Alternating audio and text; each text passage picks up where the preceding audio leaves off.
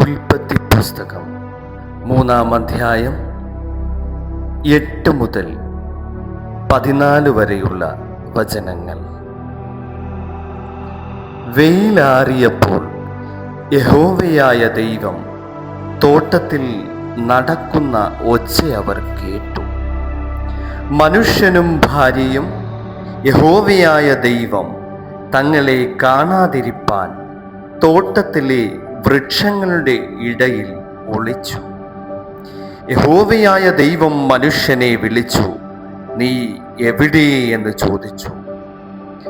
തോട്ടത്തിൽ നിന്റെ ഒച്ച കേട്ടിട്ട് ഞാൻ നഗ്നനാകൊണ്ട് ഭയപ്പെട്ട് ഒളിച്ചു എന്നവൻ പറഞ്ഞു.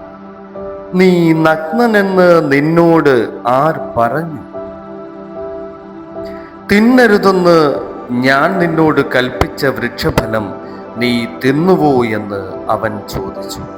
അതിന് മനുഷ്യൻ, എന്നോടുകൂടെ ഇരിപ്പാൻ നീ എനിക്ക് തന്നിട്ടുള്ള സ്ത്രീ വൃക്ഷഫലം തന്നു, ഞാൻ തിന്നുകയും ചെയ്തു എന്ന് പറഞ്ഞു. യഹോവയായ ദൈവം സ്ത്രീയോട്, നീ ചെയ്തത് എന്ത് എന്ന് ചോദിച്ചതിന്, പാമ്പെന്നെ വഞ്ചിച്ചു, ഞാൻ തിന്നുപോയി എന്ന് സ്ത്രീ പറഞ്ഞു.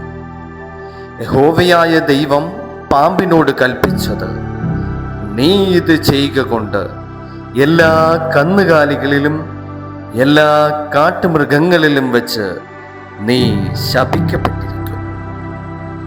നീ ഉരസ്സുകൊണ്ട് ഗമിച്ച് നിന്റെ ആയുഷ്കാലമൊക്കെയും പൊടി തിന്നും.